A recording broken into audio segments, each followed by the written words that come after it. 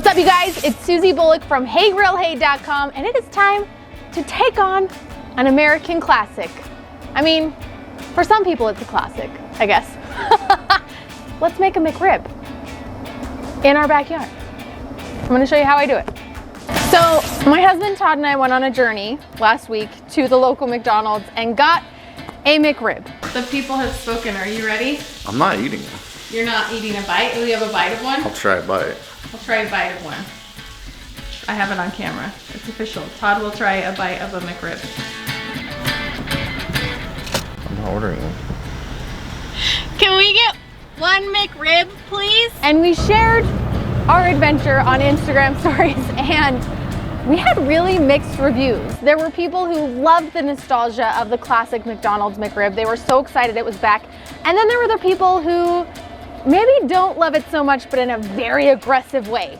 Do they not love it? Like me. Like Todd. Todd he didn't even want to try it.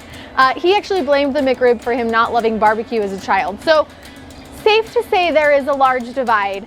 And I wanted to know where I stood. I'd never had a McRib before. So I ate a McRib, got the McRib, had a couple bites. I mean, we can totally do better. Hi. Are you gonna help me? Do what? Make a better McRib. No, yeah. I will. Yeah. We're gonna make a better McRib from home. We can do better. Instantly went home and made my own McRib. And it turned out awesome. So we're sharing that process with you today. So if you fall on the line of maybe you'd rather have a homemade version, this is how we do the McRib at the Hey Grill Hey house. First, we need to talk about the rib part of our rib sandwich. Now, at McDonald's, we looked online at the actual ingredients, and it's essentially a shredded pork congealed situation, very similar to a sausage patty. Ours is not. Ours is coming straight from an actual rack of ribs. So we started with one rack of baby back ribs, seasoned that liberally with the sweet rub, got it into the smoker, and we followed essentially my 3-2-1 ribs. I do have a video for 3-2-1 ribs, or if you look on the website, you'll be able to find that one, except for we modified it a little bit. Instead of the last hour being sauced and put back onto the smoker, I let the hour 2 go into about 2.5, so it had some extra braise time. Now, this extra time in the braise means that these rib bones are going to pull cleanly out of our ribs, and we're gonna get that perfect rib or like bone-free bite in our sandwich. So here's our ribs in the foil after that 2.5-hour braise. Very bendy, very soft. We're gonna open these up, pull out the bones, and then assemble our sandwich.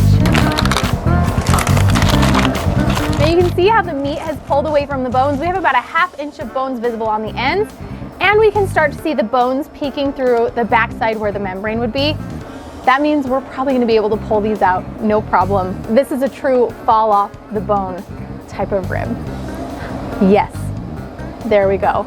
That's what we're looking for, a clean breakaway.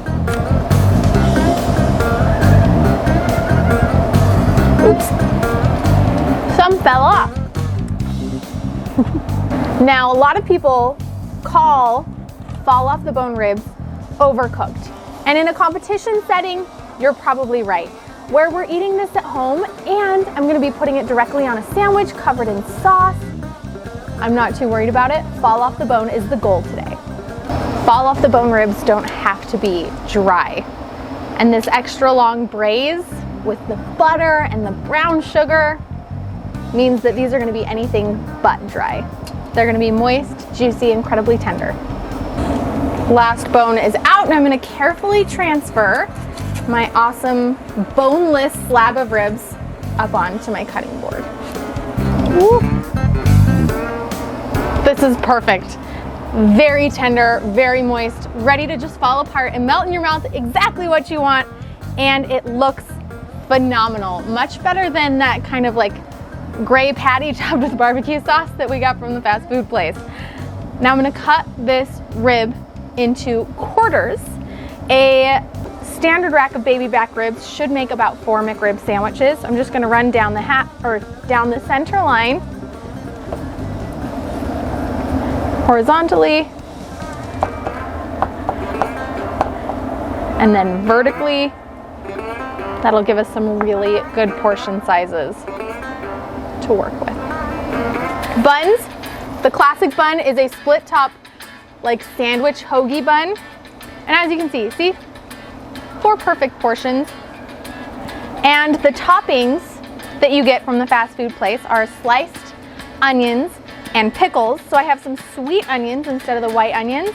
And I have these huge, thick burger slice pickles, which are just gonna set it off.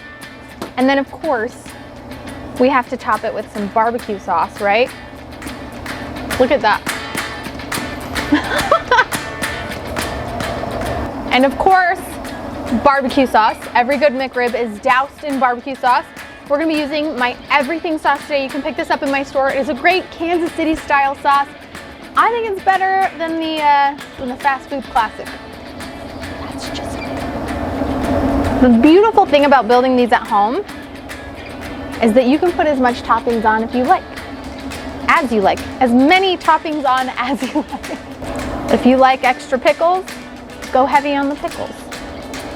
Now, it's time for the slow-mo barbecue sauce drizzle.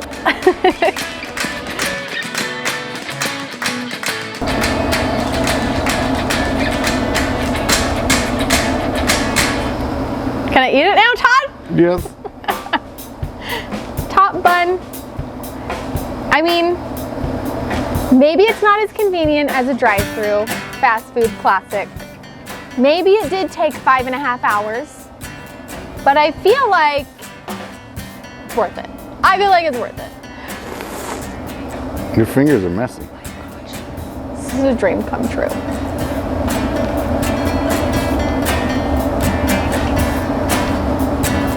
Yep. That's what it's supposed to be, you guys. Tangy sauce, smoky rib meat. Those ribs absolutely fell apart in my mouth. Look at that. Clean bite, very moist, still super juicy. Perfect ratio of pickles, onions, sauce. Oh, everything good that a barbecue sandwich should be. All right, Todd, the fast food version hater, the man who would not even try a bite. I did try a bite. Well, it's true. You did try a bite. Is gonna smash on my version. Yep. Did we nail it? That's how it's supposed to taste, man. Yes. Good job, babe. Thank you. Man, I hope you guys give this super simple recipe for a homemade rib sandwich a try. If you do, snap a photo, post it online, and maybe let me know how you feel about the classic, fast food version of the rib sandwich, because there's some strong opinions and I am a safe space to listen to your strong opinions. We'll catch you guys next time.